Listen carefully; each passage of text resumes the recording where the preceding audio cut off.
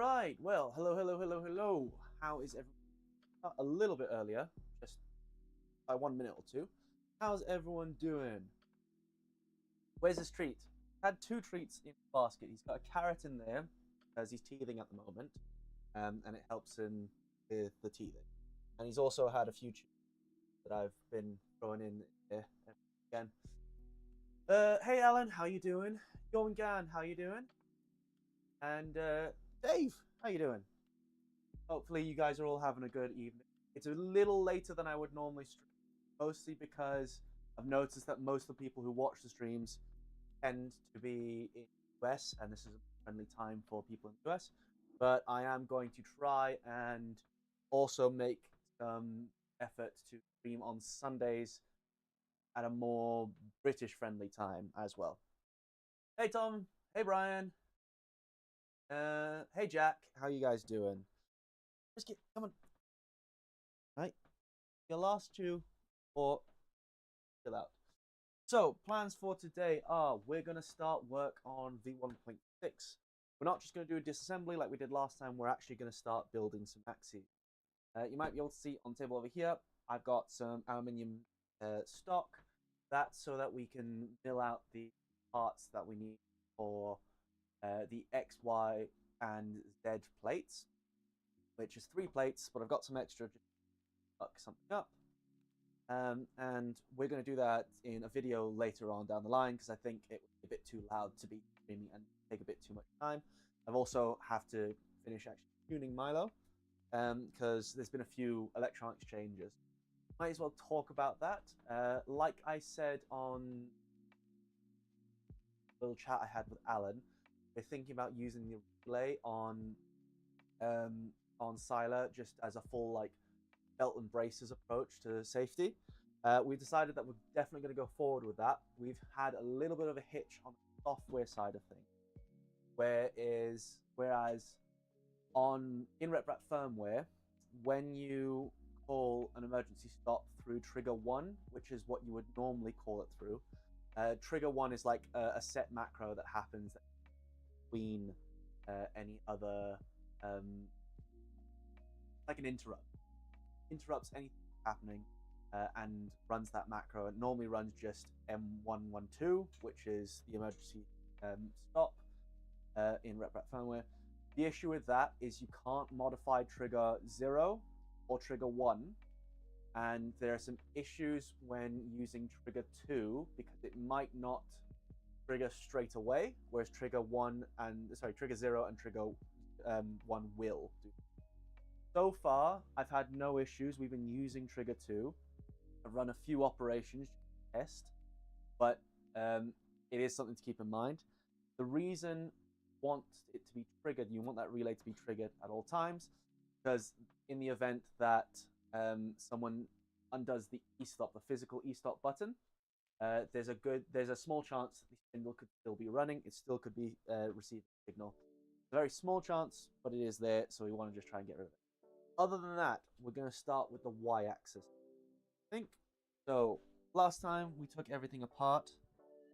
I put the y-axis, the x-axis here, z-axis. I put the y-axis. Okay, we might. There it is. Found it. Daniel, M114 checking in. Excited for 1.6. I'm excited for 1.6 as well. This will be the first time 1.6 will actually be built. Of which, if you want a chance at winning just the mechanical build of this, if you live in the UK, on the last stream, we'll be giving this whole machine away. Because effectively, what this whole practice is more for me to get used to what the machine is going to, how the machine is going to be assembled, not necessarily how it's going to perform, because it's going to perform effectively somewhere in between V1.5 and V2. So I'm not worried about how it's going to perform or how it's going to do the job. I'm more worried about how it's going to be put together, and that's what this is at the moment. So we're going to put the whole thing together. If you live in the UK and you want to win just the mechanical side of things, you'll get the motors, the frame, the linear rails, all that, all assembled. Stick around to the last stream. And in other words, in other news, we've also got an Ambrosia giveaway. So Alan at West 3D in the US has teamed up with Dave, also in the chat, to supply some of the Ambrosia Filament of the Gods here in the UK. And Dave has said that he is happy to sponsor the next 5 streams of giveaways. Again, it is still limited to the UK mainland. Maybe Alan can change that, maybe, hopefully, sometimes. But for now, it's limited to the UK mainland. And if you want to sign up, there's a link below in the description. And you can win yourself a free roll of any filament that's in stock. So let's actually get going. Right. So these extrusions are a little bit different to the ones that you normally get. You might be able to see it. So I filled these with epoxy granite a while ago. So good chance that this will be even sturdier than your typical V1.6.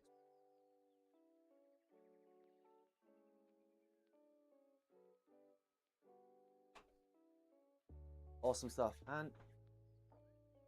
And we had a look at the CAD last time. Hey Cat Herder, how you doing? We had a look at the CAD last time. It's very similar to the way we've approached V2. We're actually trying to port as much stuff over as possible. So what we've done is effectively we're stealing the y-axis from pretty much exactly the same. Hi Jake and everyone, audio seems a little low by the way. Nope. Okay. Right, how's that? Better?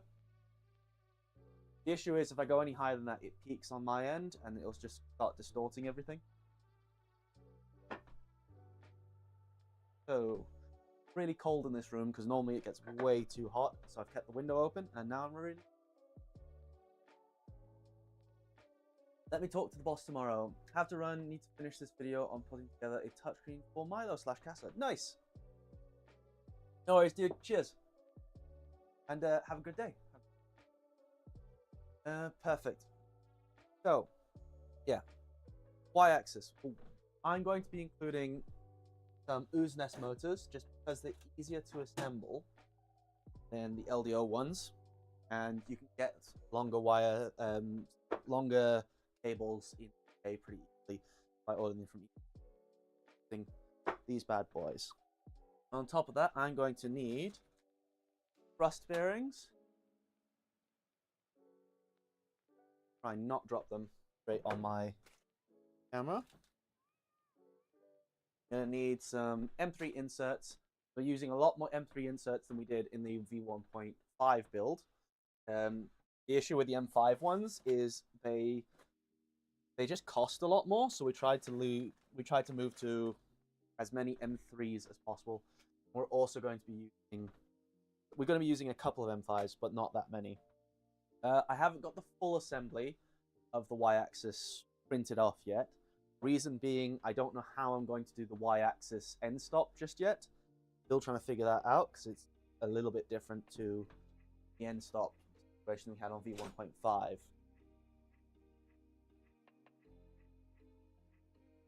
Anyways, how has everyone been? Is everyone having a good day? Hope you have. Brisket and I went for our first ever walk yesterday. It was only a little one.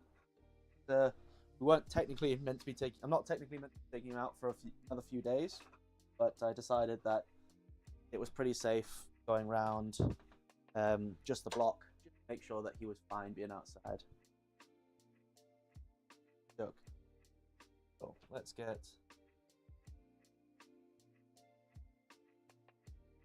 So it might be a good idea if we assemble the floating side of the axis first. This is the floating side of the axis. It fits 2 608 ball bearings on the inside.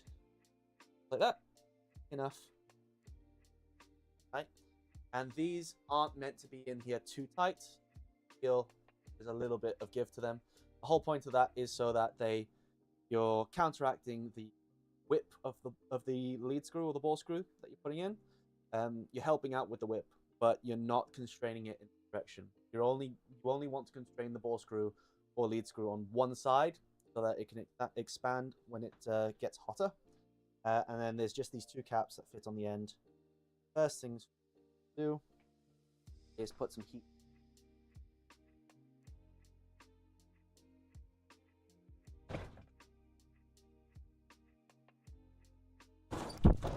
Give us a second. I also just need to move my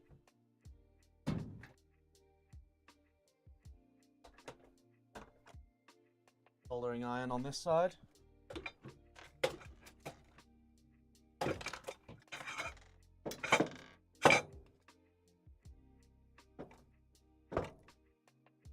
Should have really done this before stream, but c'est la vie.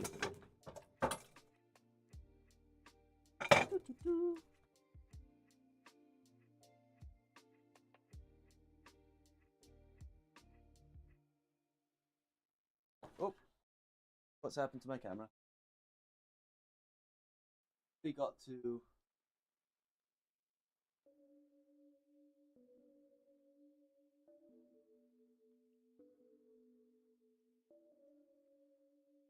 really got to figure out my cameras a little bit better. So that's heating up now. Talk about the filament I use.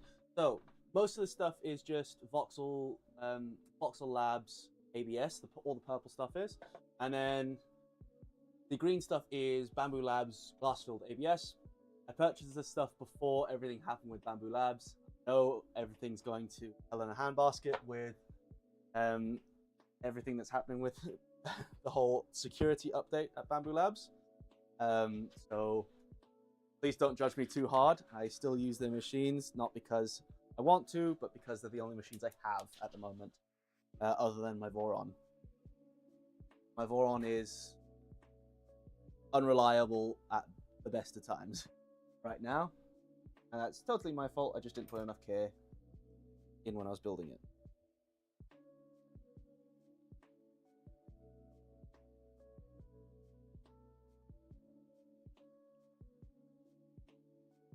Yep, was part of the group that took apart the Kinect software the same day.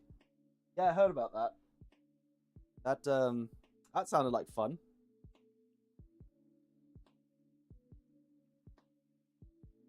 I watched Lemontron about it.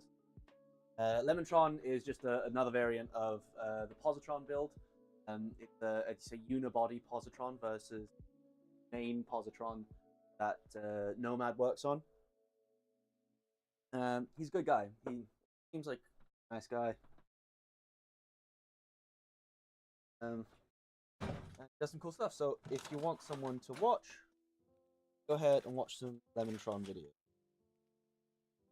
I need some M3x30 at some stage.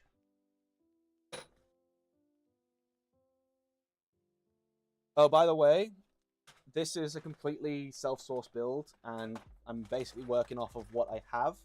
So there's a good chance we might run out of parts midstream. There's a good chance we might not, but we got to get through that, I'm afraid.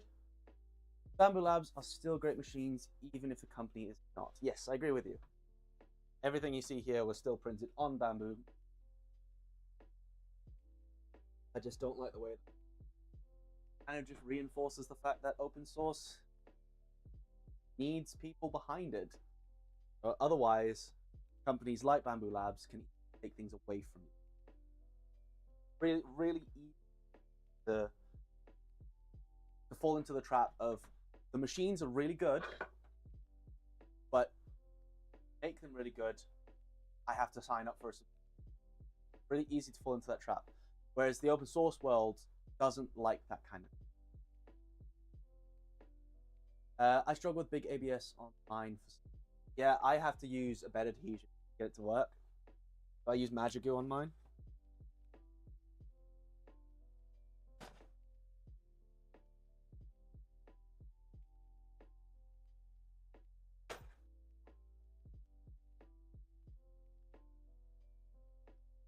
Right, we'll need some M3x10s at some point, definitely, because those are the majority of the M3 screws we used. Oh, apologies for the disorganization. I got back like half an hour before the stream started, so didn't have that much time to prepare. I'm looking for M3x40. Also got an entire stash of all the fasteners that we took to Murph.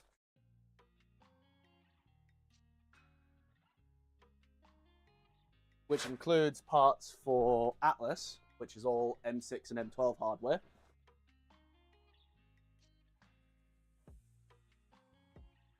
Ah, right. Seems we've got a little bit of an issue, as I've only got a single M3x40 screw left. We'll use it anyway. I can steal some from another piece else later.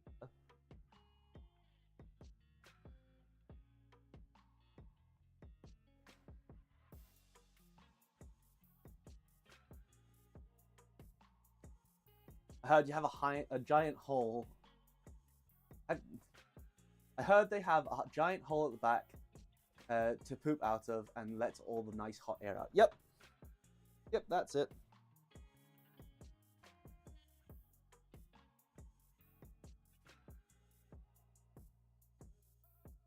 Looked at all the effort that the open source world put in enclosures and went, nope, let's put a giant hole in it so all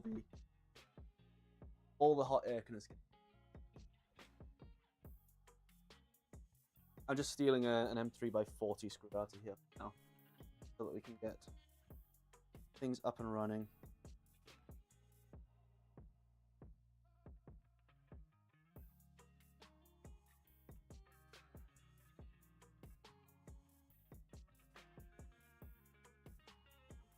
Just give them butt plugs.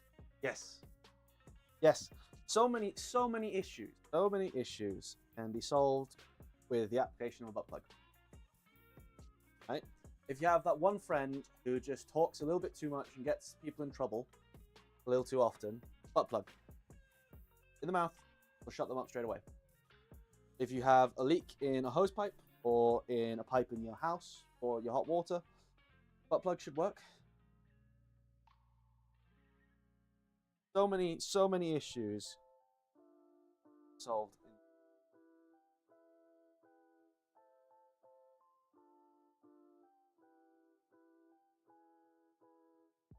I was like, talking about me. No, not at all. Also, a big last stream, I've since doubled the revenue that I had from Patreon since that stream. So we're up to about $105 a month, which is not a small amount for me. It does help out. There's still a ways to go.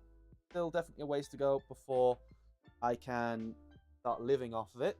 But I do plan on addressing it in videos soon. Hopefully, I can start doing this full time.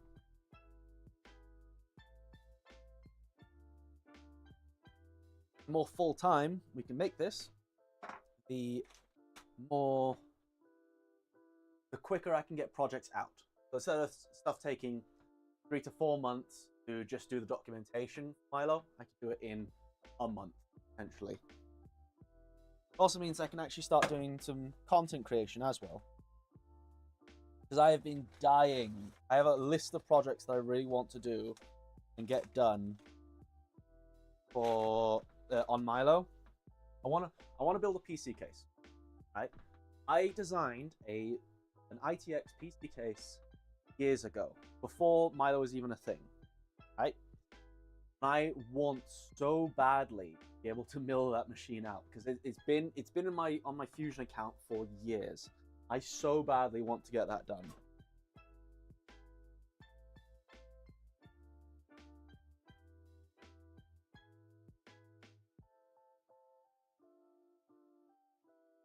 Oh, I really need to go through my little bag that I took to Smurf and organize all my fasteners again because they're all over the place. They're all in one big bag. I can never find anything. Makes it really hard to stream what you're doing. So, This is the stuff that we bought to Smurf. These are 3 100 piece bags of M3 drop-in T-nuts. There's no way we needed this many at Smurf, but I decided to take it anyway. I'm going to put that to the side because I might need those later. And I need the M5 ones now. There we go.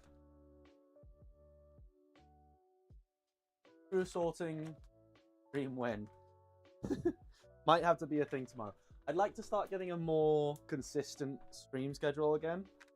Like instead of just streaming when I have the time, actually setting up some days every week when I want to stream.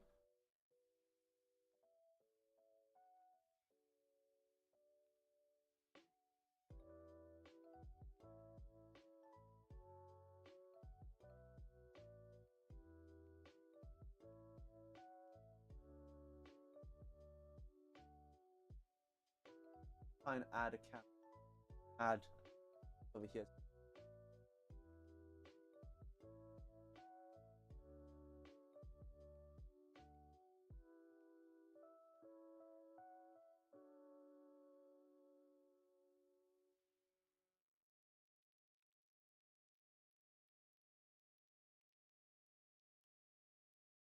You guys have a better view.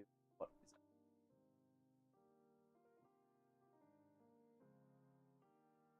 that? Oh. Is there any advantage using HG rails? Have them on hand for a build I never got built. I'm going to mod plates and parts to fit. They're overkill. I think HGR15s are a lot. HG15 are a lot thicker than MGN 15s are. So you'll unless you increase the size of the Z-axis column, you're probably going to lose some Z-axis height. By how much, I don't know. I don't know the standard off the top of my head. And even if I did, I'd probably forget it.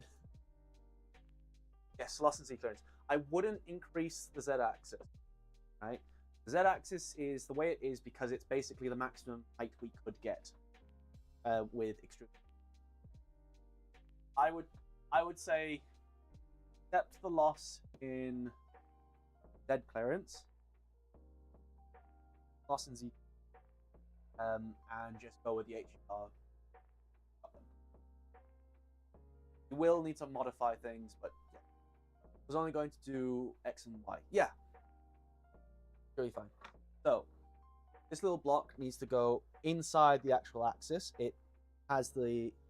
it doesn't matter really where it goes in the axis, so long as it's not going to interfere with the column itself, because the column sits slightly below the top of this piece anyway. So, somewhere like there, where it's at the back of the rails themselves, it won't interfere too much with the column, which is yeah.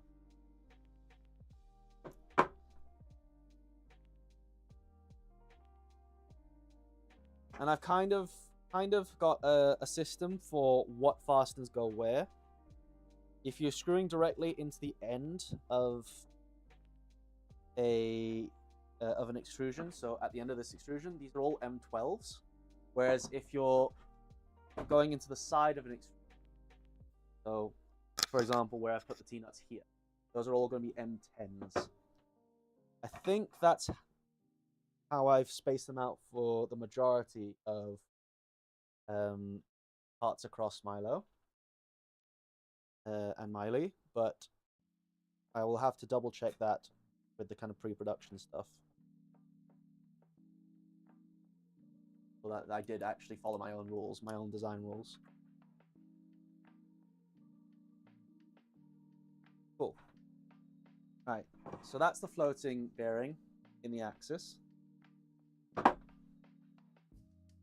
And before I slide on the motor mount, I'm actually going to do, sorry, the bearing mount, I'm actually going to do the motor mount and the side pieces first. I'm guessing you mean lengths 12 and 10, not M12. Yes, lengths 10 and 12. Sorry, 10 millimeter length and 12 millimeter length, not M12 and M10. Good catch. Anyone who's watching from the UK at the moment, is this an all right time for you guys to watch? No, it's like 9 o'clock. No, it's 9 o'clock. It's quite late for you, and it's school night, so it doesn't really help. But I just want to make sure that I can get as many people on board the stream as possible. So that means like most of the Americans are able to watch at this time, and a bit late for the British people, but there should still be some time for you guys to watch.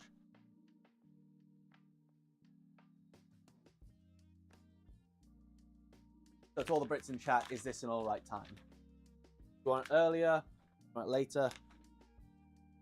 I know it's pretty late for a midweek stream.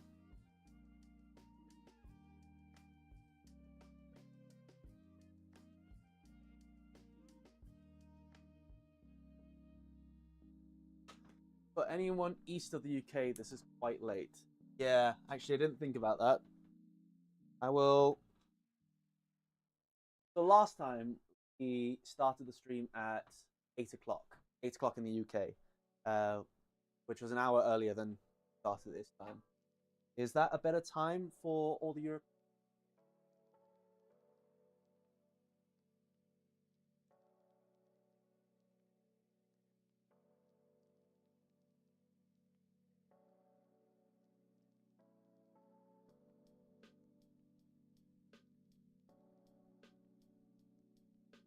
I mean, I'm trying to get as many people. I'm trying to get the best time zone for as many people as possible.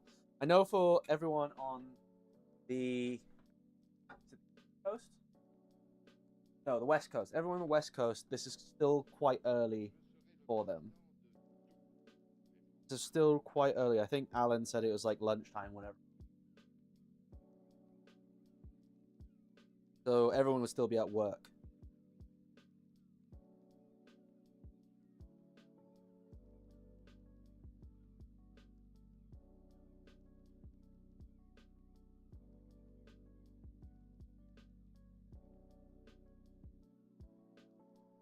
Mark is good. Mark, I think, perfect. Nice. Yeah. Okay. In that case, I'll try and stream earlier. I know a lot of people who do watch the streams also watch other people, so they'll watch like Nero, and Steve and all that. So I try not to schedule streams around the same time that they have their streams, but there's only so much time in a week. 30 in Colorado, yeah. So it's still just after lunchtime, so a lot of you guys will still be at work. In that case, how about during the week? How about during the week to satisfy everyone who's in the UK?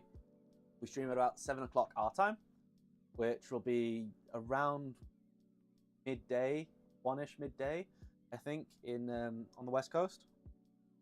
And that way, everyone in the UK can start watching they can start watching and still go to bed at a decent time. Whereas everyone... Cobra! Thanks for subscribing, dude. Whereas everyone in the US can just watch either the VOD or anything else. And then on weekends, we stream later so that people in the UK don't have to worry about getting up early the next. And yeah, that makes more.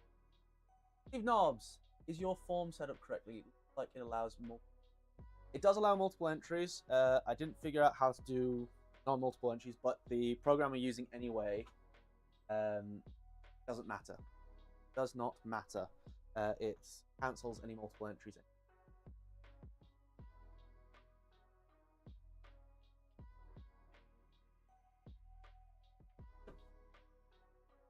So I'm going to be mounting the motor mount by itself before actually putting the motor on. And there's a good reason for that, which we'll see at the end. when I actually go to mount the screw on.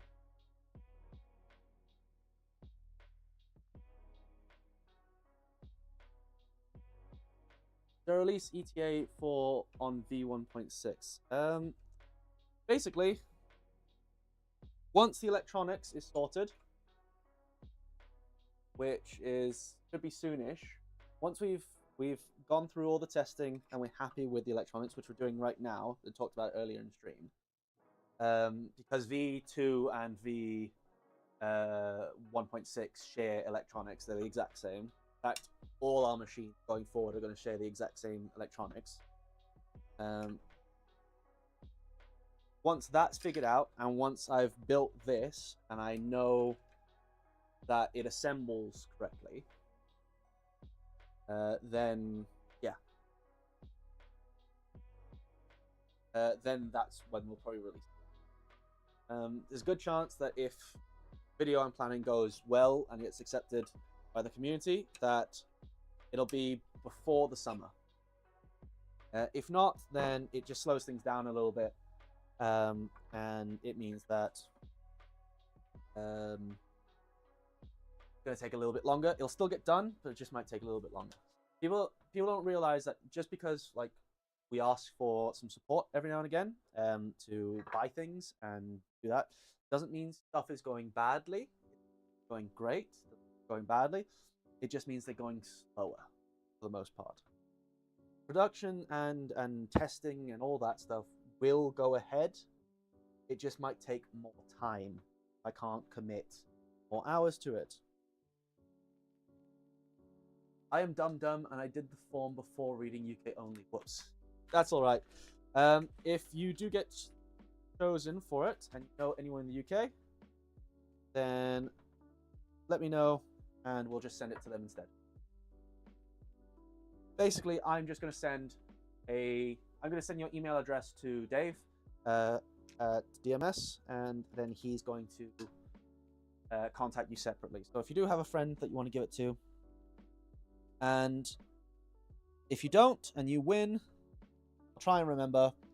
But if you win and I don't remember, and we contact you and you say you can't get it because it's UK only, then we'll just redo it. We'll just redo giveaway the next stream.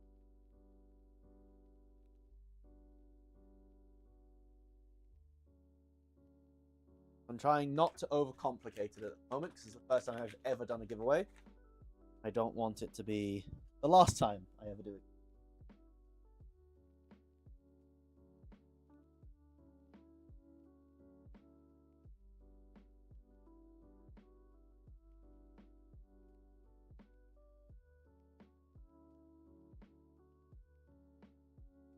Oh, and Dave, I think we can get away with just 3 spools, because currently I have 2 more pieces of the purple print and I've got maybe a third left of the main color spool, so we should be able to get away with not having to buy an extra load of filament just to get the 1.6 mil. You will definitely need more filament if you're doing V2, going down the V2 route. You'll definitely need at least another roll, maybe another 2 compared to V1.5, but you won't need another roll if you're going to from V1.6 to V1.5 to V1. Actually, that reminds me, an update for anyone who has a serial. If you've got a serial, we've changed the way that the serials show. Changed the way that the serials show up on the number plate and on the server. So if you have a Milo or Miley, you're just gonna have a little M moniker. You're gonna have an Atlas machine. You're going to have an A, and then it's gonna start from 0 again. So there's gonna be A1, A2, A3, as well as M1, N3, and all that stuff. We've also updated the STLs. So the STL that you get, the nameplate that you get from Millbot, now shows exactly what model that you have serialized is.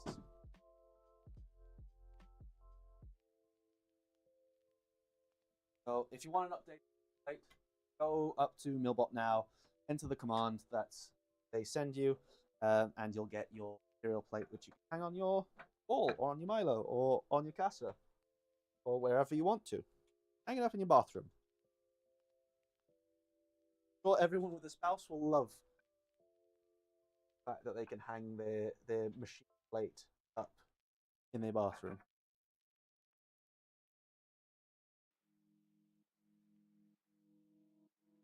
Oh, by the way, you don't need to be here at the end of the stream. I don't believe in people having to stick around for the whole stream. So as long as you enter the giveaway, before the stream ends, you'll be in. You'll be in. Don't need to worry about.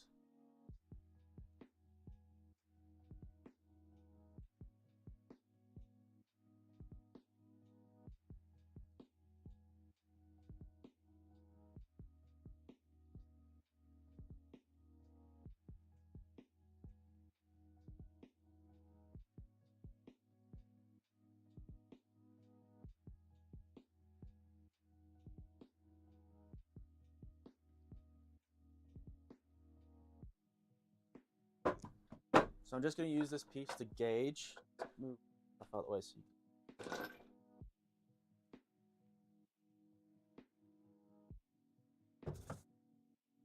So I am going to put the bearing block on just for now, just so I can gauge where these here need to line up.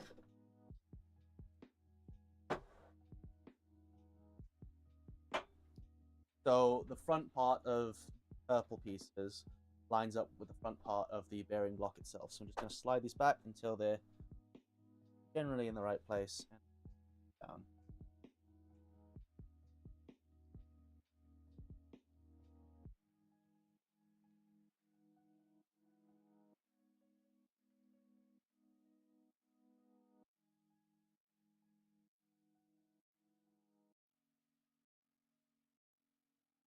So yeah, does anyone have any projects that they really want to get done on Milo? Like I said earlier, I'm Alexa. Quality phenomenal level. And close the windows again. Forgot that was the thing. Ignore that.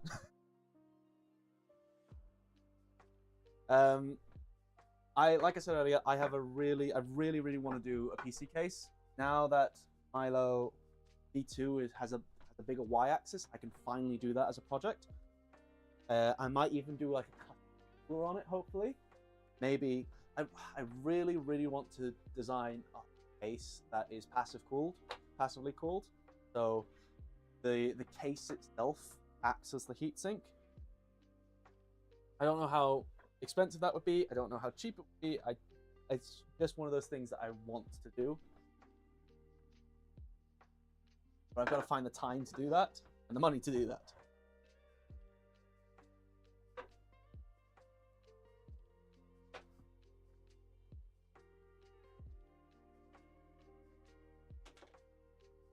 So that's my big project that I want to get done.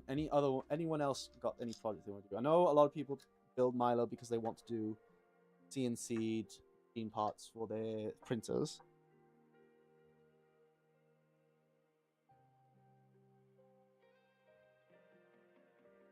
I think that's one of those things where people want to build Milo for that reason and then never end up actually doing it for that reason.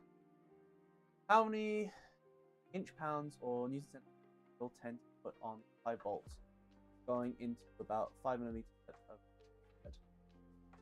of that's a hard one for me to answer because I've never actually. When you're talking screws, right, it makes sense to add a torque spec when you're in an industrial setting. But most people don't have a torque wrench, so I don't tend to use one when I'm designing things because I want to act like everyone else is probably going to be acting. So if I start using torque wrenches for everything, I have to assume that everyone else has a torque wrench. I need to assume that people have a tool set that is more than what the average hobbyist would.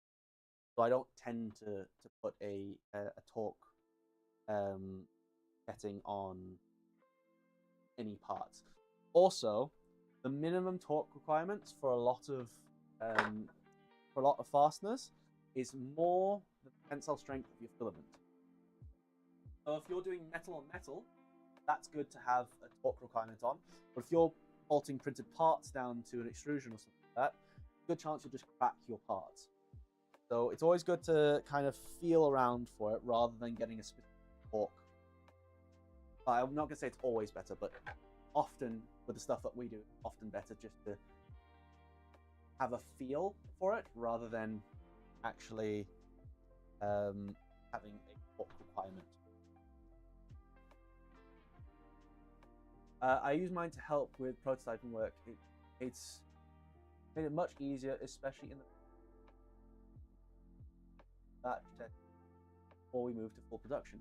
Damn. Okay. You're the first person I know of who does like full on production, which is interesting. Actually, really interesting. How have you found it? Other than what you just said, like, has it been?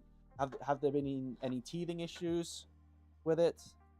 Has anything ever broken? Have you been holding decent enough tolerances?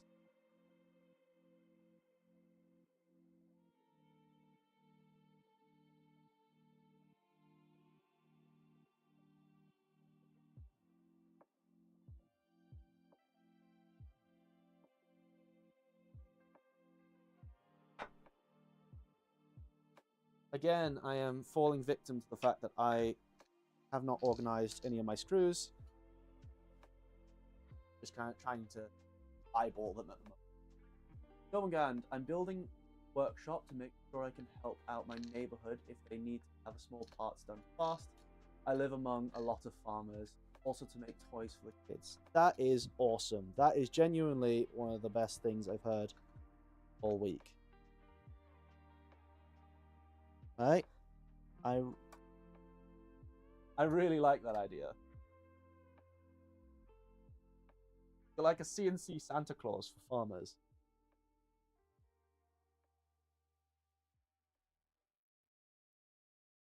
Apart from the learning curve, etc., and a couple of broken end mills, nothing so far been working fantastically. Apart from the mess, lol. Can't wait for Casa. Okay, so I'm guessing you're on the waiting list for the first batch of Casa.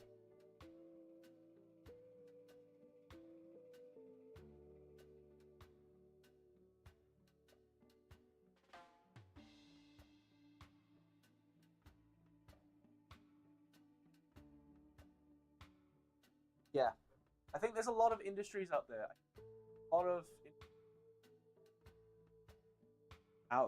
Which don't need the full tolerance requirement of proper machine shops. I think people overestimate how much tolerance they actually need. A lot of the time you can get away with a lot of products having 0.1 of a millimeter of tolerance. But a lot of machine shops will work down to a hundredth of a millimeter or a thousandth of them. So Milo is kind of that great middle ground between the two, where you can definitely get some good precision of it. You can get down to like easily a hundredth of if you're careful with building it, and you run things the proper way. And it's going to be a lot cheaper for the end customer because they don't have to pay for the machine cost. I still struggle with the repeatability, getting the parts out in size, hoping Sila and more oomph on the motors helping steps. Oh, have you had issues with skip steps? That's what I was trying to say.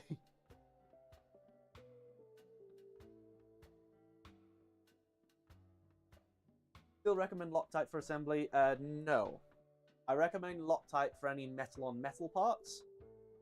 But if it's going through a printed part, not anymore. I was a bit naive when I made that recommendation initially. I didn't realize that it makes ABS very brittle. So if you ever have to do a blind joint, yeah, I recommend it then. But get something that lasts a long time, that doesn't set immediately, because it can be quite a pain. And definitely don't use any red Loctite, because you are then going to be stuck in a situation where you can't heat up the part that needs to be heated up to release the red Loctite, because it's hidden away in a blind joint.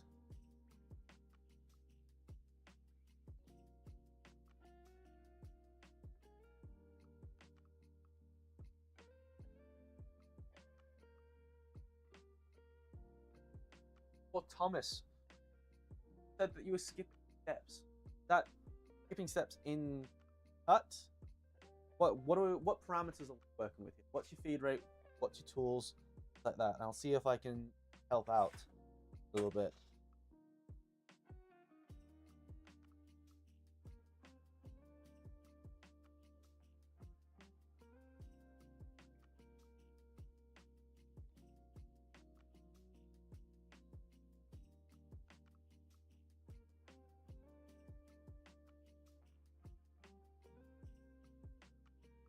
Okay, there are two more printed parts here, which I haven't printed yet for two reasons.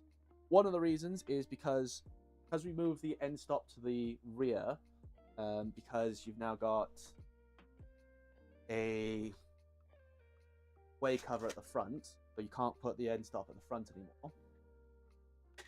I have to figure out a way to move it up here. The way we do it on V2 is we actually have an end stop that points straight up, and it protects off the bottom of the carriage. Because of some clearance issues, we can't do that. We can't do the same thing on V1.6, so we're going to have to put it overboard and print that part. I haven't figured out how I'm going to do that yet, so that's still something to come in future, but we'll figure that out eventually. Second reason is because I want to put double plates on this thing for whoever gets it at the end. So there's going to be a mixture of the steel FMJs that I had for when this was my personal rig, and then I'm also going to put another set of the aluminium FMJs that come from various LDL kits I've got over the last year or two, so that it's double thick on the FMJs, so you have a lot more ability to resist torsional loading and the up and down forces that go through the column. So that's going to mean I need to make slight adjustment to how this thing is. So excited about these way covers, mate. They are the best thing that happen on. So the way covers on V2 don't hold their weight that much. They kind of bend a little bit. They don't support themselves. I learned a bit from that when I was doing the way covers for Atlas. So these are the way covers for Atlas, and they hold themselves up a lot better. And they run so smooth. I love these things. I can't wait for Atlas to be built, but I need to focus on this stuff first. Okay. What actually needs to happen next? So I need to put together the anti-backlash system, the new anti-backlash system. So it's probably a good idea for you guys to watch that up close, to kind of get an idea of how it works. And put the motor back on here. I've forgotten what size bolts go in here. I'll figure that out just now. I do believe it could be M/65. Example of what we do is we make sensors, temp, power, flow for both industrial and commercial use. So it's mainly to get the enclosures prepped before finalizing design for injection. That's really cool. And the odd one off custom, etc., which would have been either made by hand or outsourced before. So although it's my personal machine, cut down on that is really cool to hear. That is genuinely extremely cool to hear. Right. I need M5/60 and not M5/65. Yeah, that's going to be way too long. M5/60. I have any M5x60 left.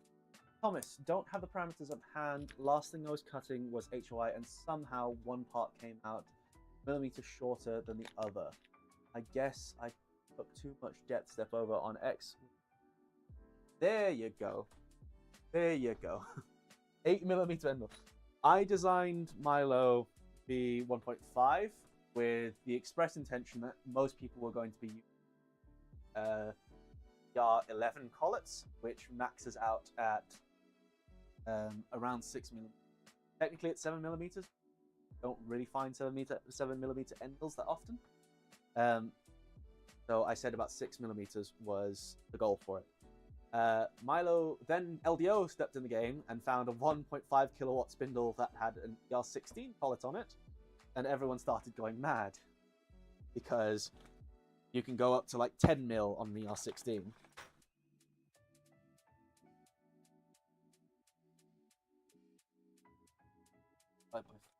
I don't need the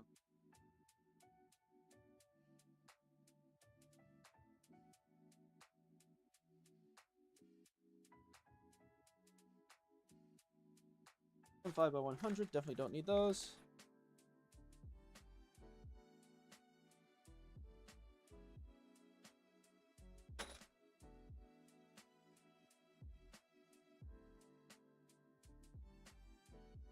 No, not those.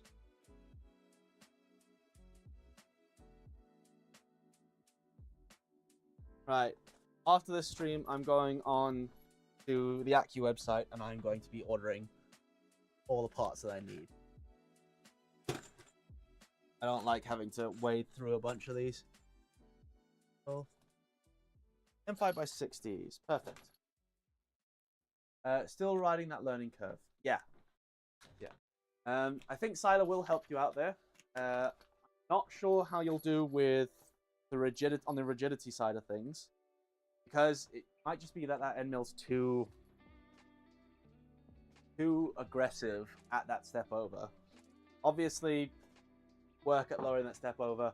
The way I do a lot of my testing for end mills to see how far I can push them is I generally do step over depth of cut. Generally prioritize that because it puts less force on the tool most of the time. So I'd start off at like a 2mm depth and 50% step over. I won't want to drop much under the step over, but I'll try and get more,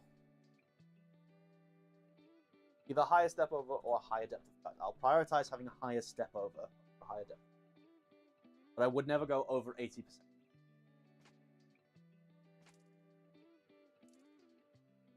It is a hell of a learning curve. So I've also had to go through that entire learning curve.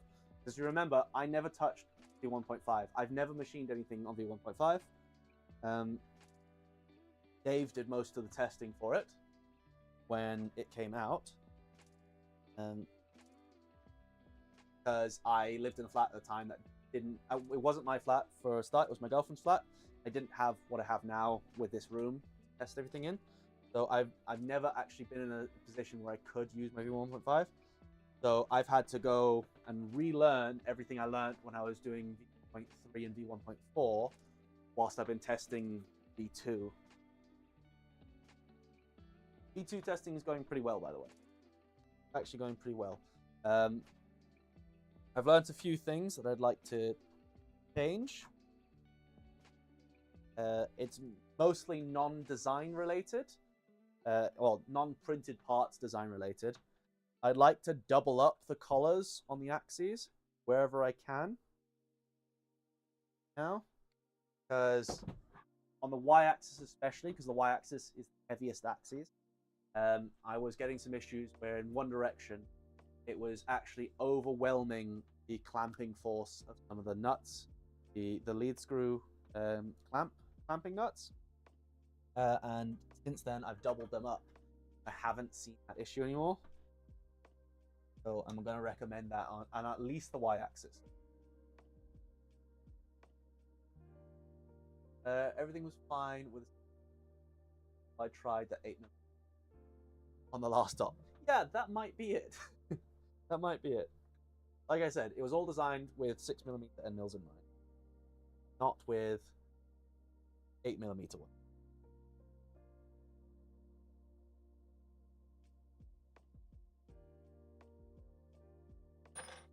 I say that, but then you get people like Dave who go crazy, have those big Boss Tornadoes, like 40mm insert cutters.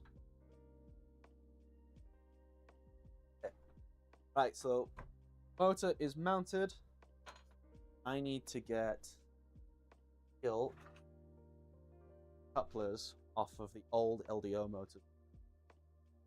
I said this last time, but buy anything LDO, buy the couplers that they have in their kit, because the couplers are so good compared to anything I found on AliExpress. They're giant as well, but they're so good.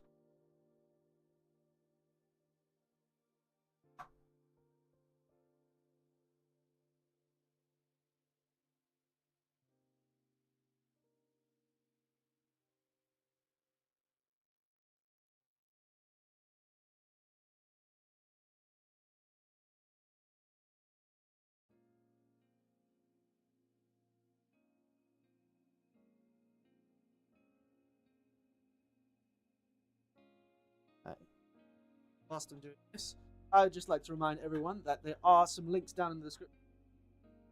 Our PayPal link. A lot of the money that goes into that account goes straight back into the development of Milo and all the other machines that Millennium is making at the same time. It also goes to supporting me.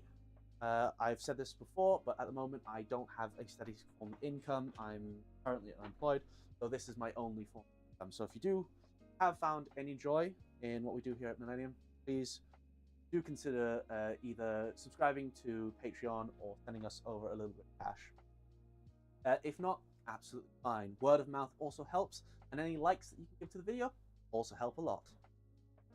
Because currently, I see 15 people viewing, but only 6 likes. We gotta get those numbers up, guys. Come on, we can do better than that.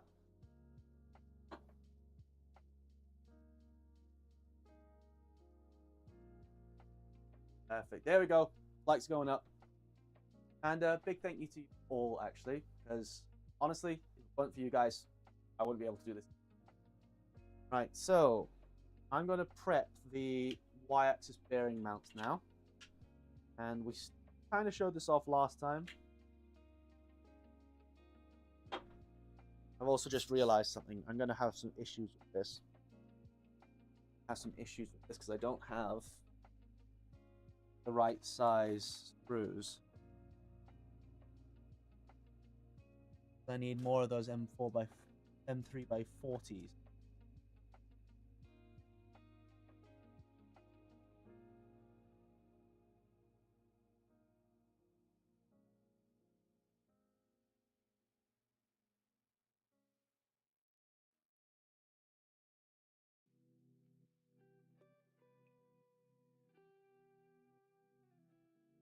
Had thousands of. I'm gonna have to change this out. I'm gonna have to use M3 by 50s now. Ooh. Now those are M3 by 30. I have to use M3 by 50s for now, but we'll change them out. I'll change them out when I actually make my Accu order. It shouldn't be too hard to get these swapped out anyway, and they won't really affect any that much.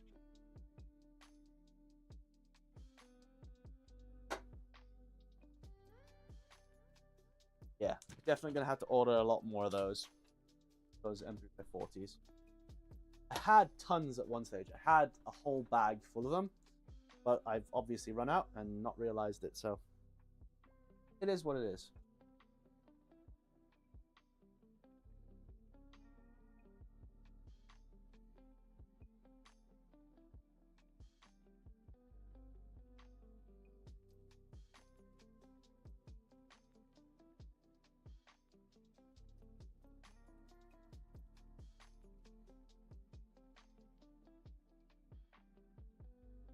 And don't do what I just did, where I just manhandle inserts with my bare fingers, because I have asbestos fingers.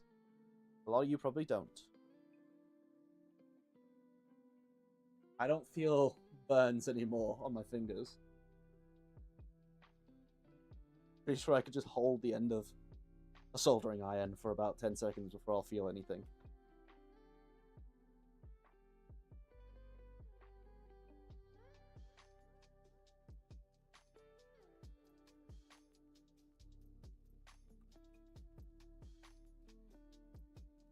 Okay, here's a question for you. 3D printing back in the day got defined as the thing that everyone made toys with. And as far as I've seen, the Milo community's been pretty good in not making toys. A lot of the time, it's really practical things. Seems to be the kind of whole group of people that we attract. Makes things that are just for fun, right? Rather than actually being to achieve an end goal, do it just for fun. Make something stupid.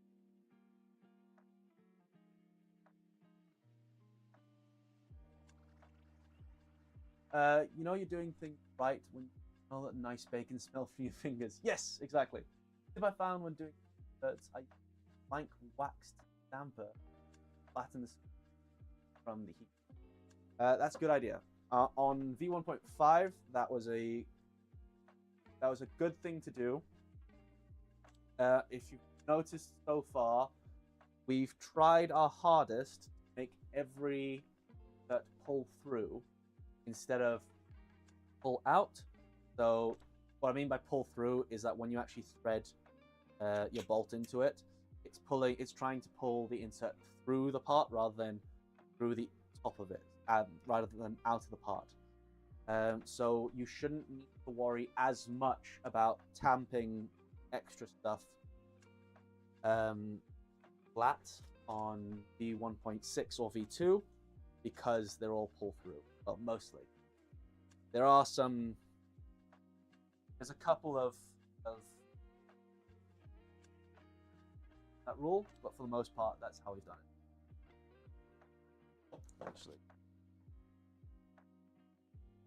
30's fit.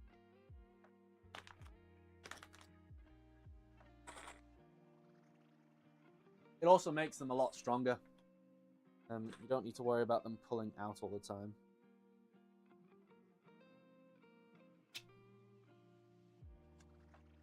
No, 2x30 is too short. Do it.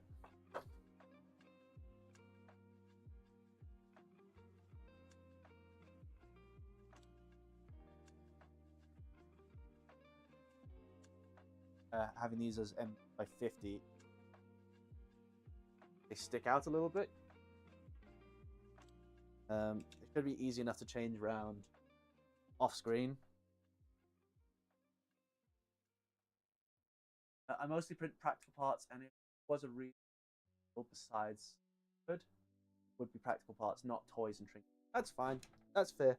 Like I said, I think that's the main group of people that we're attracting anyways, people who want to do practical stuff. But I've done some muck around parts on it. When I had V1.4, I made my dad a whiskey cooler. My dad likes whiskey, but he doesn't like ice in whiskey, but he likes a cool whiskey. Thinks it waters it down too much if you have ice in it. So what I got him was I made him a hockey puck made of aluminium with a wooden exterior, and you would freeze the hockey puck, and whenever he wanted a glass of whiskey, he would take the hockey puck out, put it in that wooden kind of basket, and then put his glass on top of it, so it would cool down the whiskey, but it wouldn't get any water inside the actual drink. For me, both 3D practical use. For wife and kids, it's whatever. Flexi Dragon is the current flavor of the month. Yeah, I've never printed a Flexi Dragon. Where I used to work, at an outdoor center. I used to work with a lot of kids, and the typical outdoor instructor. I'm definitely not the typical outdoor instructor, but the typical outdoor instructor is quite high energy, quite bouncy, quite childlike, and a lot of the time, if we ever had like an award ceremony or something like that, we get little prizes that reflected that kind of behavior a little bit. So one of the award ceremonies recently, well, the most recent one, they arrived with bags full of 3D printed flexi dragons and dragon eggs and things like that as like little trinkets and awards. And I just looked at them going, you do realize that like this is what I do. And I realized that they paid 700 quid for 10 flexi dragons accompanied with like some printed eggs for them. I just took one look at them and went, why the hell are you paying that kind of money when you could have literally just asked me and I would have done it for like 100 quid? And they knew I had 3D. They knew I had 3D. It was a well advertised fact because I used to, every now and again, I would come and actually fix something that was broken. We'd have like little trinkets on the walls for the kids that I'd come and fix or help out with or do this and the next thing. I printed stuff for multiple costume parties. I've had the exact same thing with kids at school as well. Yeah, it's so annoying. So annoying. Why are we paying? Why are people paying at they've stolen the model. They always just end up stealing the model. It's always the same with practical. Sorry, not with not practical, but with flexi dragons and things like that. They steal it from the original creator. They make butt tons of money off of it, and people don't realize the actual cost is. With 3D printing, mostly practical stuff, but I print slightly weird aesthetic stuff, mostly scans of fossils. That's really cool. That's really cool. I figured out there was a short the other day that I watched. I think it's the Smithsonian or one of the big fossil record things in the US has 3D scans of almost all the fossils that they've ever produced and all the artifacts and antiques, and you can just, and a lot of them is just attribution. Go online and say, I got this from here. I got this from here, and then print off a T-Rex skull or an antique vase or stuff like that. A lot of the STLs are just available online. Hey Bill, how you doing? You doing, dude?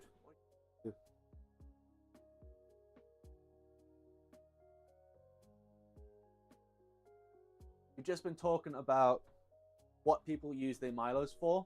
We've realized that most people do practical stuff with them. There's no one who likes joy in their life. No, I'm joking. I'm joking. We figured out that Michael Much, is that what the M Much mean? He has been using it for business purposes, which is really cool to hear about. Let's be honest, a big part of printed parts is for 3D printers. First parts I cut on the mill are to improve Milo. Yeah, I get that. Yeah, it's nice when you have a machine that's not. Bootstrapping is fun. I think that's what people never realize why people enjoyed like bootstrapping Ender 3s, because going from nothing to something is just a fun experience. I think that's why the switch wire conversion for Ender 3s is always so popular. Sketchfab is also a good source. My favorite is a life-size Allosaurus skull. That's really cool. Really cool. Allosaurus. Wait, know that name. Know that name from Ark. I know Allosaurus from video game Ark, but what's special about Allosaurus? Something special about them. Can't remember. Anyway. Smithsonian repository of 3D files. Yes, that's the one. That's the one. Yeah, they're just available. And a lot of them are public commons, whatever it is. Get what the license names are. I think people kind of assume that I know everything that goes on in the 3D printing world and in the open source world, but I don't. I look them up, I get the information I need, and then I swiftly forget about a lot of this stuff, because I don't need it from day to day. There's a good chance that the people who watch 3D printing content know more about how things work licensing wise and how the community works than the people who are actually producing content. That's because the people who are actually producing content don't always have the time to follow what's happening in the world that they're part of. Like, I spend the majority of my time designing stuff for Milo. I don't get to keep up with what the latest 3D printer trend is.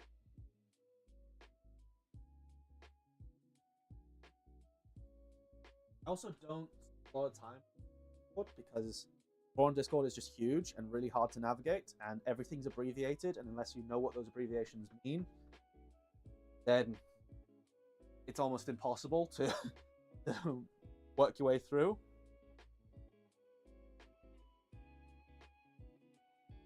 Another fact of what there, occasionally when I have issues with my Trident, they're really nice and really friendly, and I like that part of it. But just from like a day-to-day user experience, it's really, really hard to navigate. My first 3D printer I ever had, 2009, and built one out of MDF, my own design, and I used that for years before using the first V1.6. Now has over 2,000 hours print time already. Damn. Well, when did you make your 2.4? That's the question. I think I've got like 400 hours across my bamboo machine. I don't know how many hours I got across my Voron. My Voron used to be my workhorse. But it was costing me too much in failed prints after a while, because again, I don't always have the time to focus on updating it all the time and keeping it up to date and all that stuff that comes with owning a 3D printer, with owning that style of 3D printer. Lots don't care how it works, want nothing taking things. Yeah. I like designing and building, it keeps me learning and sharp. Yeah, I love starting projects. I've started so many projects on the design team side of things and put like 100 hours into them, and then realized that they don't work the way I was intending them to, or it's not worth doing. But that thrill that you get just from starting a project is amazing, and from learning a bunch of stuff. Like, I'm learning a lot of stuff to do with plastic extrusion at the moment. Stuff that, for the most part, people in the community already know about. But I left the mainstay 3D printing world about 2 years ago. So there's a lot of stuff that most people know that I'm only learning for the first time. It's really cool.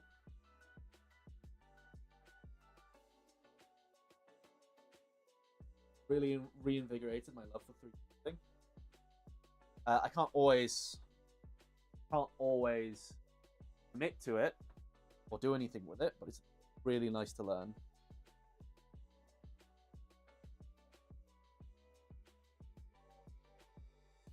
By the way, I'm just stealing all the inserts and parts from one of these anti-backlash nuts I already had made up from Smurf. Mostly because it's just easier than having to crawl through the bunch of parts behind me.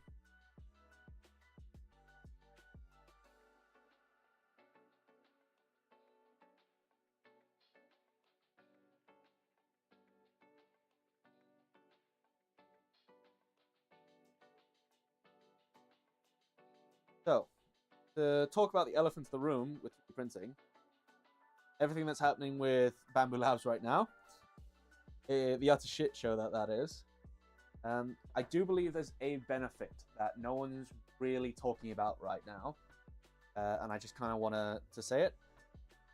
It makes people realize, this whole incident made people realize how important open source projects are and how important having competitors in the market is right now.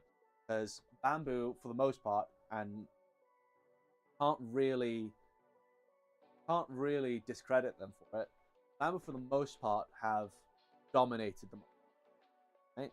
They've been the suggestion from a lot of YouTubers, a lot of big names, even just word of mouth. They've been amazing for that kind of stuff. But with what they've done now, that people are never going to go back to them. There's a lot of people who will never touch a Bambu Lab machine again, or even a closed source machine again, because of the way that they've treated the community with those security updates. The cool thing about that, we've actually seen an uptick of people who are just interested in open source in general now.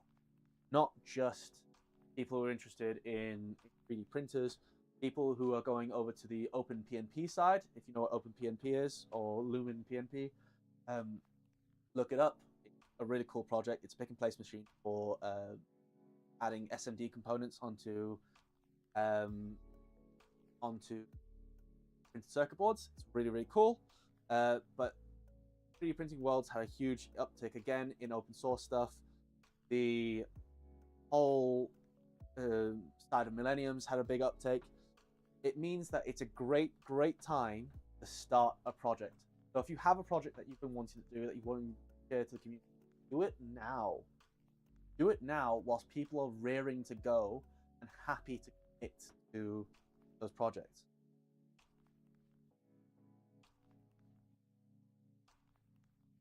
When I decided to get my V2, I was split between getting a Bambu, Stovall, and building a V2 was by far the most expensive.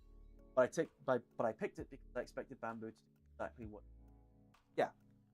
Unfortunately, I kind of fell for it. I moved 90% of my production over to Bambu Labs machine, and I won't lie. I do feel dirty in still using them. I do feel this kind of guilt in still using them, but they're the only machines I have at the moment. I don't like the company. I like the machine, like someone said in chat earlier. Lumen PNP is great. Yeah, it's a really cool project.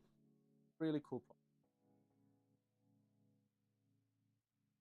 But it all does also need to be said that people need to start backing these projects. If you have a project that you have been part of, that you have loved, send something to the creators, right? Anything at all. Right? Even if it's just a share of one of their videos or anything like that, it takes more than you think to keep these projects going, and you can always show, show more enthusiasm and help towards them by donating. That doesn't mean you have to donate to anything to us, but if you do want to, there are some links down in the description. So I take it it means that no Millennium Connect. Definitely not. Definitely not. We are...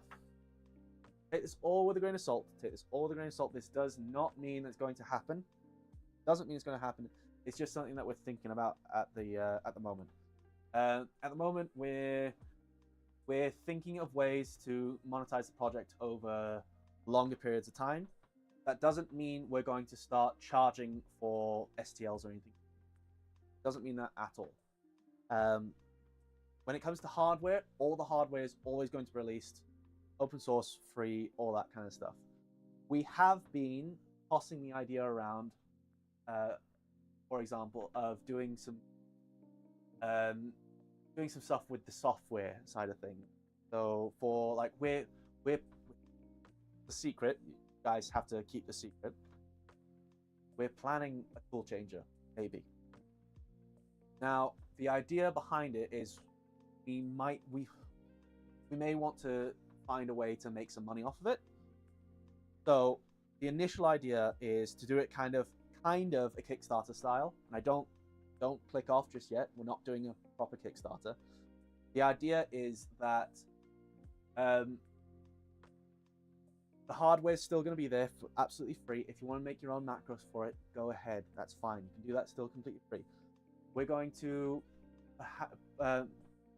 maybe make the macros paid for up until it hits a goal. So say we set the goal at $500. So you can get all the macros early from us by donating $10 and you can get them. And once we've made $500, then the entire thing gets released to the public. And this is kind of something that the D&D community does quite a lot. Again, it's only a thought, so it would be really nice to get you guys' feedback on it. I don't want to implement something that they're going to absolutely hate. It's tool. Got to Michael. For me, it's the now redacted line saying that it will block new jobs until updated, as without that, these people have a choice to update. Yeah, that's fair. It's a tool you own. You should be able to use it like you want, no matter what the vendor does now. That's the point. True, very true. +1, Thomas, your machine. Don't feel ashamed that other people. Again, makes sense of you being able to support the project. Yes, I do. I do think that. It also means that eventually you get the people who are more than willing to contribute to the project, who get the benefit of having access to everything early, right? And this is all post beta testing. So we'd obviously test everything first, then release it to the paid tier. You get everyone who's part of the beta testing, so friends of the project, people who run the project, things like that, who get to do the majority of testing. Once we know it's safe, then all the people who are willing to contribute that $5, $10 every now and again to buy the macros early, and then once that crowd has done enough or enough time has passed, we can then release everything public so that anyone can download it at any time.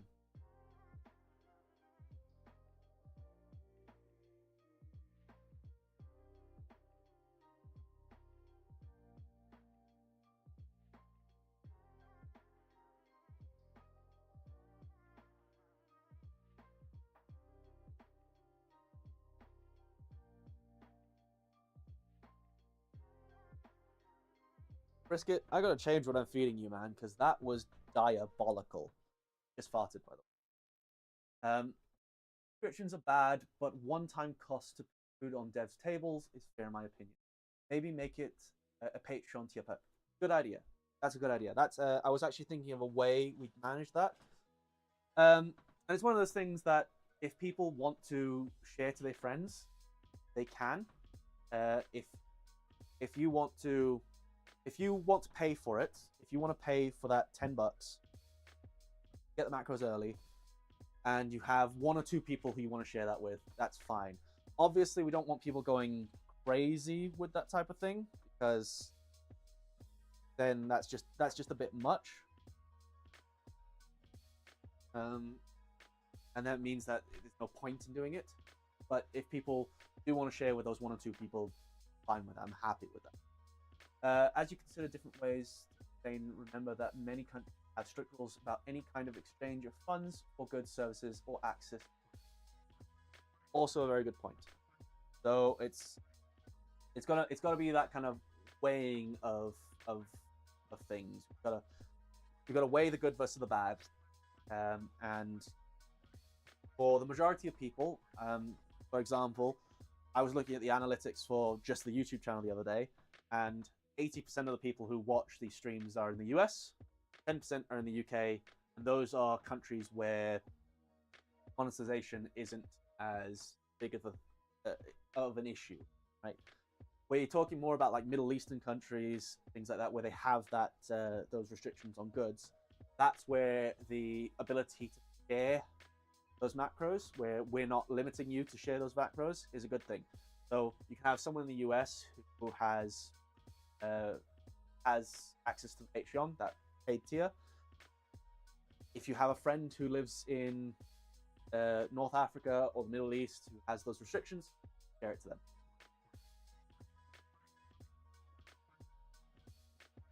Patreon tier could also be cool. I've got some tabletop gaming 3D printing Patreons that do that for their guides, models, unsub at any time. But yeah, I have the exact same thing for my D&D table.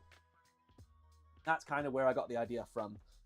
It was a monetization scheme that you don't really see in 3D printing world, other than you see it a lot in the SLA printing world. You don't see it a lot in the kind of like building printers world very much. Okay, so I am about to preload. I'm going to assemble and preload the screws for the y-axis. I'm going to bring you close for this one because kind of finicky. And it's good for you guys to have an actual example, an actual video example how it's done. So give me a second to clear all of this stuff out of the way, and then I'll show you how it works.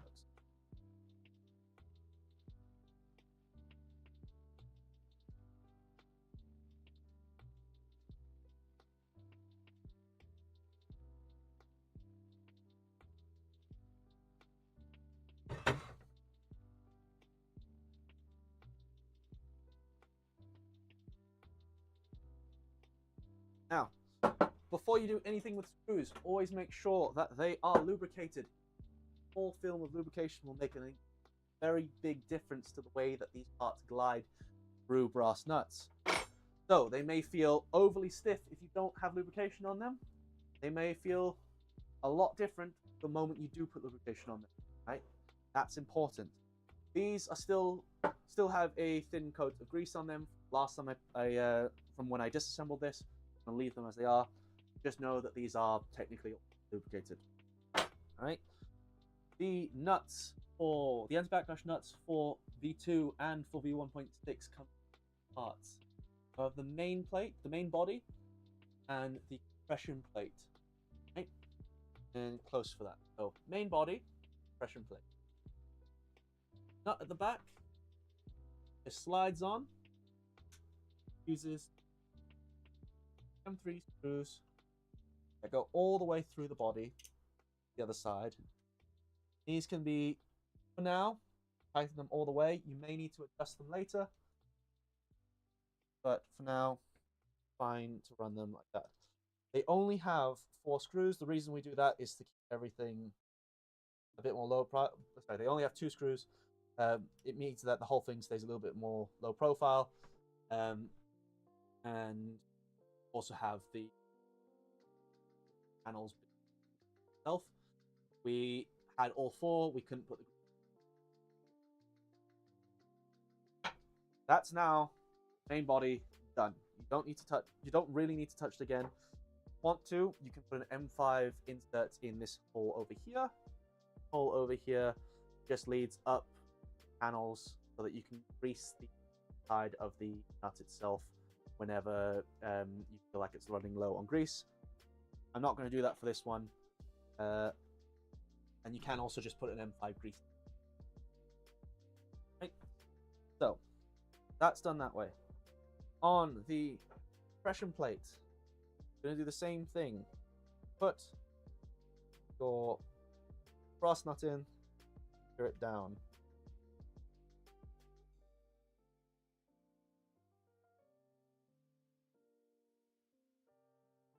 Notice, like I said earlier, these are all pull-through lines.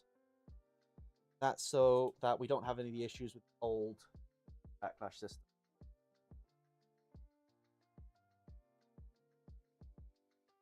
Where the nuts just get pulled out. But now, like I had on the original main body, tighten these up fully. May need to adjust them later on, but I'll tell you why when we get to that point.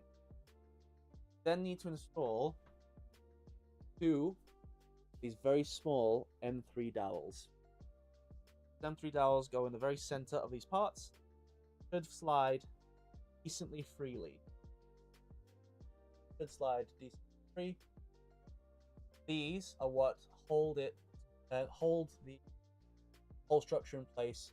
Stops it from rotating after the preload has been put on the nut itself. So there's one on each side. Should slide fairly freely. Now, at this point, I would put the front side of the nut facing down so that these are all the way out. And then you're going to take a Belleville washer. Belleville washer itself is not flat. You'll be able to see that there. They have a bit of concavity to them. You can get these in multiple thicknesses. These are 0.8 mil thick, steel ones. Right. The thicker you go, the more preload you'll have.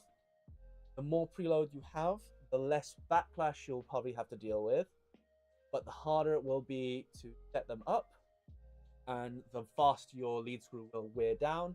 If you feel like you need thicker ones, that also works.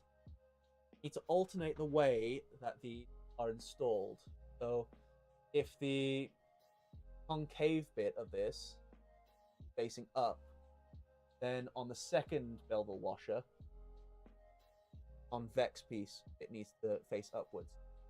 Right? That will work, but I tend to do it the other way around. So concave goes down, convex goes up. This just makes it a little bit easier. Look at the compression. See that gap in the middle actually starts to get smaller or bigger, depending on how much compression goes on. Now, you've got to be careful with this next piece because these aren't secured in any way. Might fall out. Press them on. At that point, you'll be able to see the gap in the middle. Like that. Make sure that you press in dowel pins. That's now secured it in rotational action. Now, when you're assembling this, you need to use 3 M3x40 screws. These are the ones I pulled out of the old one. They just go in each corner. This. And secure to some M3.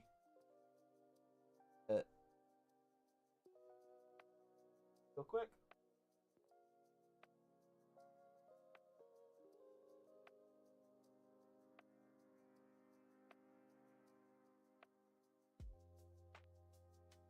Starting to engage. You might hear it squeak a little bit. You might squeak a little bit. That's just because it's passing through the plastic that got expunged the other side. And make sure you're not tightening it too much because otherwise it will come out a square. Make sure you have all 4 in at roughly the same height first before you start tightening it.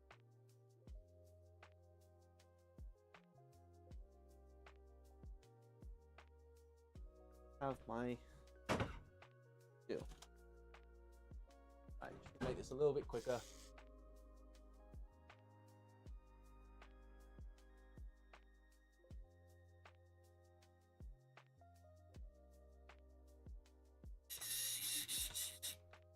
Go. And 2 more.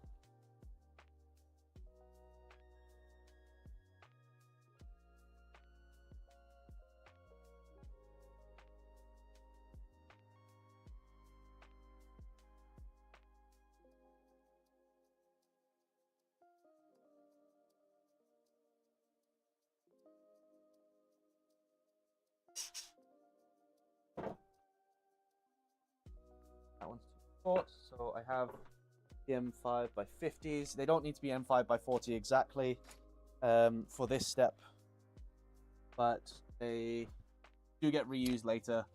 So you'll need the M3x40s later on down the line. Where did I put the M3x? I just don't have any M3x40s on hand at the moment, so I'm just using M3x50 to get this part done.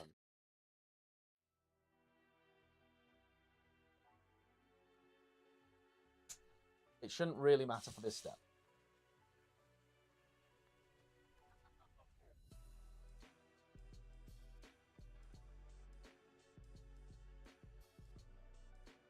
Right. So now that all 4 screws are roughly at the same height, what we want to do is we want to compress this as much as it will go. Right? Do it all at the same time. So tighten one corner, then tighten the opposite corner the same amount. That's just to stop any stress from building up, stop it from skewing the compression.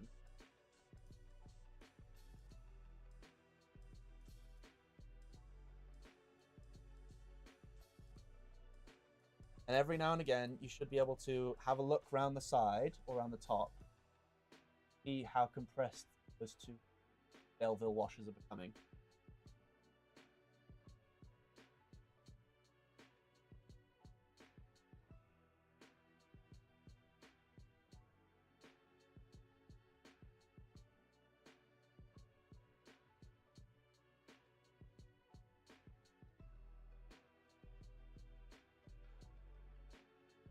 Right.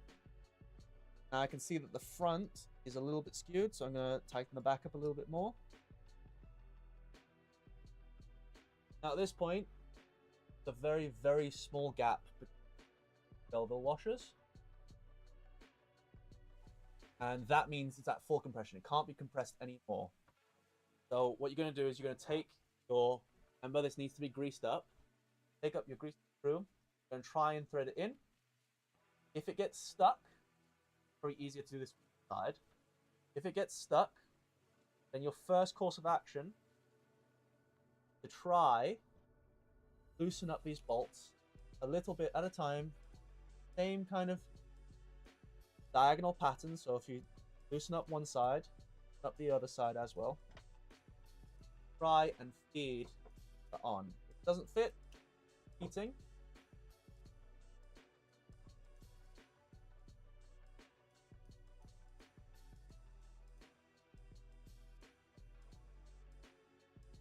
Still thread it on.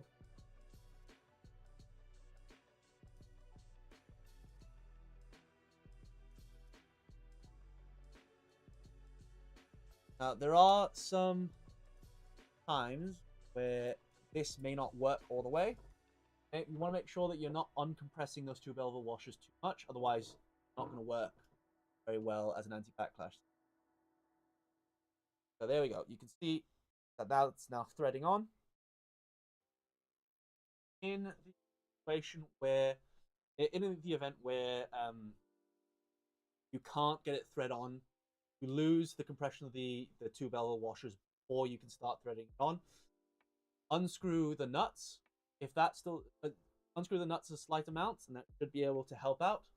If that's still not working, unscrew them entirely and rotate them 90 degrees each time. See if that helps. You're just trying to make sure that there's still some compression between those 2 Belleville washers before you've taken the nut off entirely. So now that's on. It's now time to remove the 4 screws here.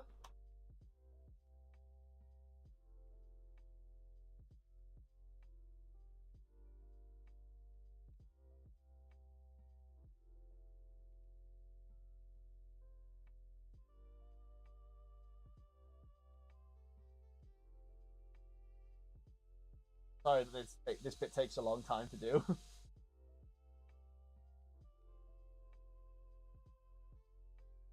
Find out.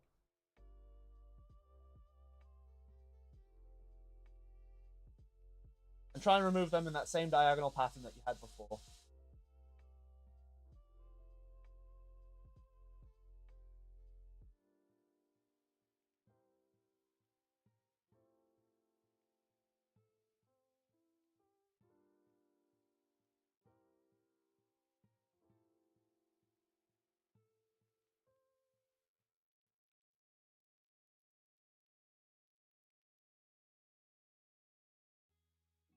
Go.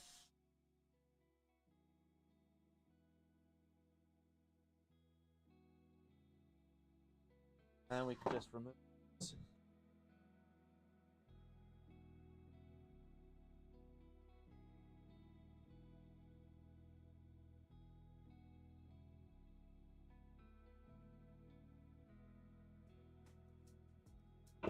Just like that. Now, give it a quick test, give it a quick pull. If you can feel it moving in this direction along the axis of the screw, then you need to start again from 0. If you can't, like this one, it means that you've set the anti-backlash correctly. And with the anti-backlash set correctly, this now has this the thread on this screw can now wear down by up to 1 millimeter before you need to replace, before you need to do anything. So this now will outlive, this should outlive lifetime of the screw itself in terms of the anti-backlash. Is this the Bamboo Labs killer?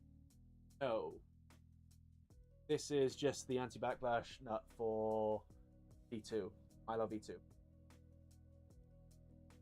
Right, so that's now set properly. I'm just going to make sure that all the fasteners are tightened down correctly. I don't need to come back later on, fix them. Awesome. So that's that. You're going to repeat this. You're going to repeat this up to 3 times on every single axis. It's all the same pieces. They're all the exact same parts. Just need to print them out 3 times and this 3 times for every single. Right. So that is now done. Your preload is set. Your preload is now set automatically, whereas on the old Milo you had to set it by hand, and people know how much preload they needed, etc., etc. But you don't need that anymore. I mean, the bamboo probably wouldn't be healthy after a bit of milling. No. Perfect. Bang, what's right? Printer. This isn't a printer. It's an enclosure for a mill. It does have 3D printed parts on it, but it's an enclosure for a mill. It's an enclosure for Milo, or the mill that we make. I'm guessing you're not familiar with the product. That's all right. Awesome. So at this point, I'm just going to thread.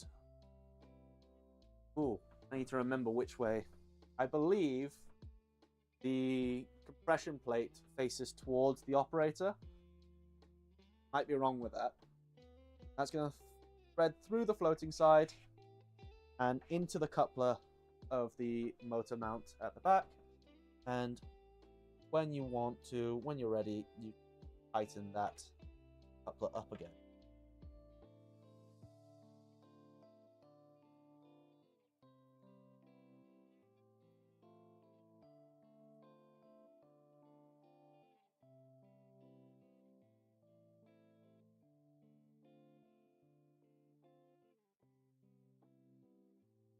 It is about Phoenix size, yeah.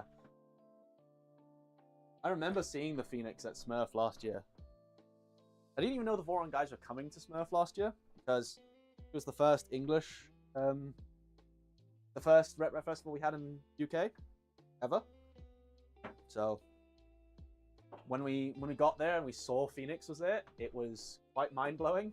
And we had the only thing there that was close to the same size as Phoenix was. Phoenix is actually bigger than Casa is, from what I remember. That might have changed. So we're now going to go ahead and we're going to put the Y-axis bearing block on. The Y-axis bearing block is important. So this is one of the few parts that gets printed in our structural settings. So that's 6 perimeters, 6 bottom top layers, and 45% steel. Right? Because they need to stay stationary. They need to be strong. Right? Now, on the old Milo, we used to use these style clamps for the lead screws. So these don't work very well because when you thread in the grub screws, they have a tendency to grab onto the thread itself and pull themselves out of alignment. You can replace them with either these brass ones, okay, which have the TR8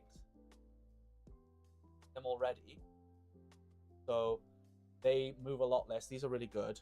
Or replace them with, where's the bag? with these. These are the ones that come with LDO kits.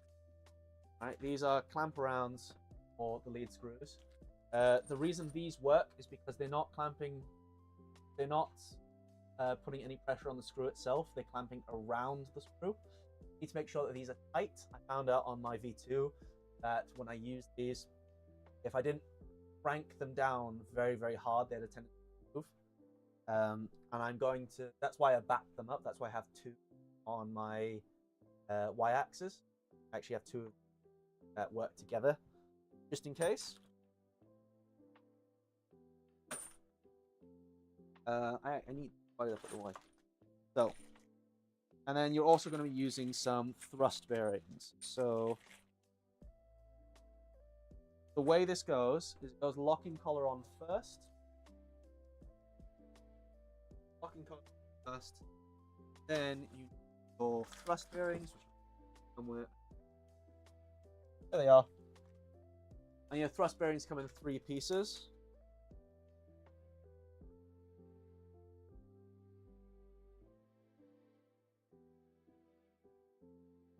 So these are your F8 thrust bearings.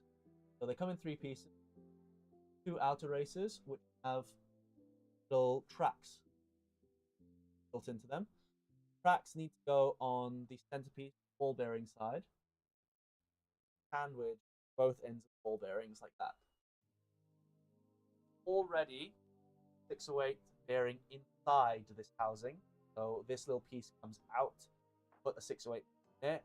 That's what limits the radial rotation. This is limiting the axial rotation. So put one set on this side of the screws, and then this gets bolted onto the end like that. Give me a second just to bolt this down.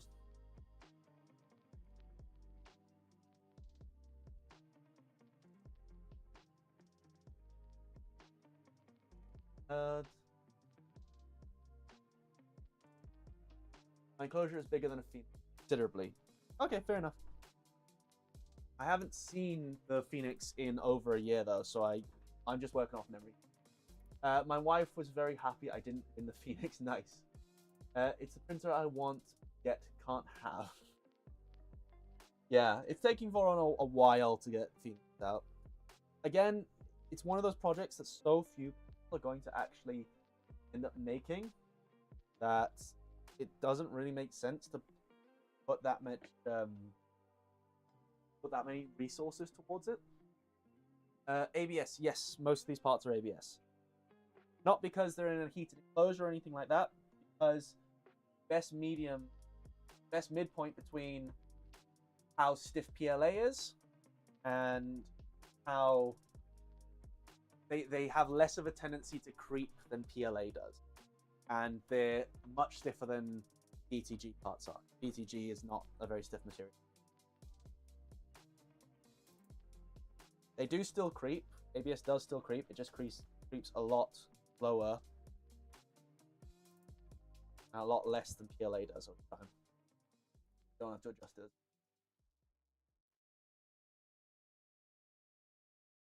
Typical thrust bearing setup. Nice to see them. Yes.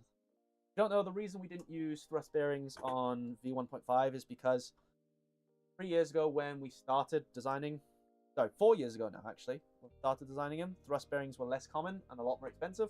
They've come down a lot in price since then. And I think they're actually about as cheap as weight bearings are now. As decent 608 bearings. I'm not talking about like the AliExpress special 608s, which are not great. And you can get those for like 20 cents. Cool. So at this point, I wouldn't put the thrust bearings on the front on just yet. I would actually focus on getting a good compression on the rear ones. So I'm putting my thumb up against the collar, locking collar that's on this side of the bearing block. I'm pushing towards the bearing block itself. I'm clamping it down with as much force as I can. Once I feel like it's clamped enough, don't use the ball part of your Allen keys because there's a good chance that you'll just tear the ball straight off. Never want to shear your balls. Trust me. No. Is some.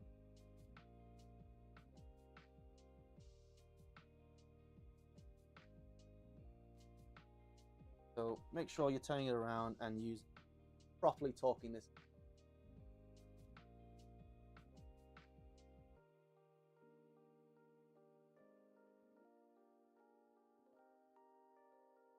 Again, this is one of those things that you would use Loctite on. Don't use Loctite whenever there's a printed part involved, but for something where it's metal on metal contact, don't want it to move, this is a great place to do it. I guess one of the bad things that you can't hear when people are genuinely laughing at you. I realize people laughed at my jokes. I realized I was funny. Thank you. Yeah, it's a bit awkward. That's why I like it when people are like this and actually have like a bit more back and forth. When I first started streaming and it was like 5 guys just being completely silent and not saying anything, it's a lot harder to do things. So having you guys around makes things a lot easier.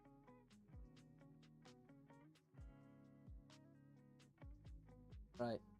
And I'm going to need another one of these clamps. So I've put the second set of thrust bearings on the other side. I'm going to put another collar on this side. And here's the thing you need to watch out for. You need to squeeze both sides, because if you just squeeze going this way, there's a good chance you're now moving the locking collar that you've just tightened down backwards a slight amount. And that can cause some slop when you're moving the axes back and forth.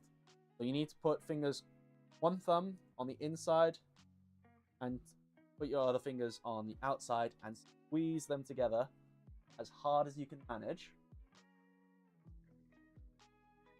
Just like that. Make sure it's torqued down again. Sweet. And then give it a quick test to make sure that there's no slop that you can feel. You can take the anti-backlash nut and push it back and forth. If you can feel any play in this direction, right, it means that these need to be either tightened up more or you need to revisit your anti-backlash nut and make sure that that's set up. I don't feel any in this setup right now, so that's all good for now. Now, at this point, you put the rail carriages on and the plate itself, and you would assemble the whole XY plate in one go. The issue is I still need to mill those out. You weren't here at the beginning of the stream, I have the stock just behind me ready to mill everything out. I just don't want to do it on stream because it's really loud when you do it. Seems like the C-clamp would... Yeah, you can use a C-clamp. I have C-clamps. Here's the issue that happens with the C-clamps, though. You can only clamp one side of the screw clamps, of the lead screw clamps themselves, which means they have a tendency to bow outwards at the bottom because the top is being compressed, right?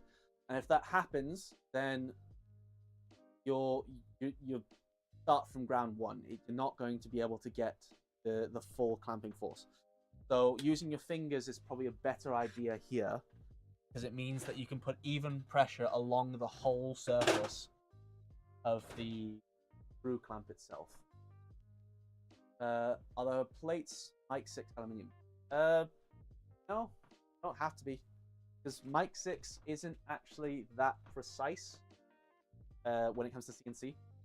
Mike 6 is actually, it's a good standard for 3D printer beds, because 3D printer beds don't need to be that flat. Comparatively, obviously. When you're talking about them compared to 3D printed parts, they're extremely flat. They don't need to be Mike 6. The ones I have over here are aluminium tooling plate, which means that they've been ground flat on both sides and to within a certain tolerance. I don't know what the tolerance is off the top of my head, but it does mean that I don't need to do any facing cuts on these. So all I'm doing with these is doing the bores, drills, and counter bores on the plates. I don't need to do the facing cuts or anything like that. I know that they're parallel because of believe the process of blank shot grinding, where they have two radial grinding arms that clamp it down together that move in a big circle, and that's how they grind these plates. All the plates on V1.6 and V2 are 9.8 millimeters thick, but you can make them out of a 10 millimeter plate. That same thing I'm doing. The reason I'm doing the reason that they're 9.8 millimeters thick is because there needs to be some margin if you're going from cast aluminium plates, which a lot of if you're going from extruded aluminium plate as your base stock material, because that base stock material is never flat. You need to have a little bit of leeway so that you can flatten those pieces perfectly. But there are manufacturing files that are going to be released alongside V1.6 and V2, which allow you to make them out of the 10 millimeter thick cast tooling to make it easier for you. Last time I printed something on my Ender 3, the bed probe fell off. Should have used Loctite. Got some purple low strength, so the low strength stuff is fine. Okie doke. So that is effectively as much as I can do today. I could put the carriages on, but I'm not going to do that because I want to get the plates done first so that we can do the whole assembly in one go. At this point, you would actually install the magnets inside the way covers. Three magnets. Yeah, just super glue them together. I don't have any. That's on order for the next. That's where they would normally go. And then on the plate side is another set of three magnets so that these can magnetically attach way covers themselves and move with axis. And that way you don't get chipped. On V2, there's enough space at the back for us to have, because the table's bigger, there's more space at the back before the table actually hits the Z column. And there's enough space there that we have some pressable accordion ways. There isn't enough space for that on V1.6. Doesn't have the it's just one of the things that we couldn't fit. Wasn't enough space, unfortunately. Right. I believe that's as much as we can do today. I'm going to go on Accu later today and make sure I have a whole bunch of M3x40 because we're definitely going to need a lot more of them for this build. I'm also going to order some new stainless hardware, maybe either at the beginning of the next stream or between streams, replace the M40s that should be. Replace the M3x50s with the 40s that should be there. What I was trying to say. Cast aluminium has less internal stress than plate. Mic 6 is normally tempered and ground to specific flatness. Yes, it is. It is. But from what I've heard, and I don't know this is a fact, from what I've heard from people who do work in the industry, that mic 6 is actually not as flat as actually view it to be. From a 3D printing perspective, it's flatter than you'll ever need it, but from a manufacturing perspective, people will still mill that top millimeter off just to get as flat a layer as they possibly can. Anyways, right, I think that's going to be us. We've been streaming for about 2 hours, yeah, just over 2 hours. So I want to say a big thank you for all of you who joined the stream today, and big thanks for all of you who interacted in chat. It always makes it a lot easier. Whole conversations, make it more entertaining for you guys when you guys are willing to contribute as well. In terms of contributions, there are some links to my Patreon account and to PayPal account that links directly to the Millennium account. If you want to contribute anything into those two accounts, that would really help us out. Like I said at the very beginning of the stream, I'm trying to make this my job, and in order to do that, I do need a certain goal of income. So I do thank all of you who have been here, all of you who have contributed. If you feel like contributing, please do so as long as you can. support it, and I hope you all have a great evening. Bye now. Oh, we'll give you one last update on. Cheers, guys. Good evening.